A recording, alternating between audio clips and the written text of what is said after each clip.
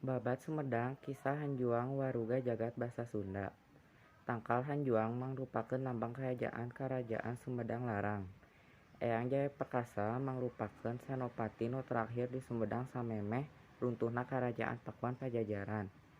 Eyang Jaya Perkasa bisa nyelamatkeun mahkota karajaan Binokasi jeung atribut karajaan sejenna, sarta dipasakeun ka Raja Sumedang Larang ti saprak pangiriman mahkota anjeunna jadi senopati ti Karajaan Sumedang Larang. Aya beja Putri Harisbaya jeung Pangeran Geusan Ulun jadi pasea antara Cirebon jeung Sumedang Larang. Nepi ka Cirebon ngirim pasukan pikeun nyerang ka Kutamaya Sumedang. Sanajan kitu, pasukan Cirebon gagal sabab dicegat ku pasukan Sumedang Larang anu dipingpin ku Senopati Ayang Jaya Perkasa. Kacaritakeun samemeh Ayang Jaya Perkasa rek ngahareupan pasukan Cirebon, anjeunna melak tangkal Hanjuang di Kutamaya. Tuluy nipikeun lamun ieu tangkal Hanjuang masih seger tur hirup keneh, hartina kuring masih keneh hirup jeung ulah ninggalkeun Kutamaya, ceuk Eyang Jaya Perkasa. Numutkeun carita keur perang, Eyang Jaya Perkasa teh papisah jeung 3 lanceukna nu milu perang. Salah sahiji dulurna nu ngaranna Nangganan curiga yen Eyang Jaya Perkasa teh geus gugur dina peperangan.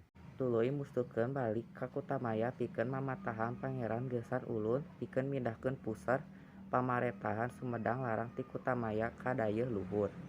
Minangka pertahanan anu posahar strategis seserahan wewengkon Cinangkasih minangka pangmayaran talak ka Raja Cirebon sarta nikahna Putri Harisbaya jeung Pangeran Geusan Ulun kungsi ngadamaikeun pacekcok antara Cirebon jeung Sumedang Larang.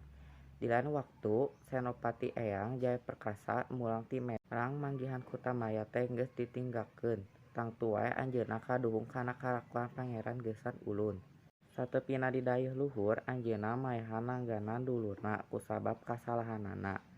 Kacaritakeun ku kecewana Eyang Jaya Perkasa anu sabenerna nyaeta ngaharepkeun pikeun mulangkeun kaagungan jeung kamulyaan Karajaan Pakuan Pajajaran ngaliwatan Karajaan Sumedang Larang geus gagal. Samentara eta tangkal Hanjuang anu dipelak ku Eyang Jaya Perkasa masih keneh mekat seger Kutamaya. Ayeuna di Desa Padasuka, Kacamatan Sumedang Kaler. Kucewa jeung ngewana ka musuh oge diisarahkeun ka turunanna.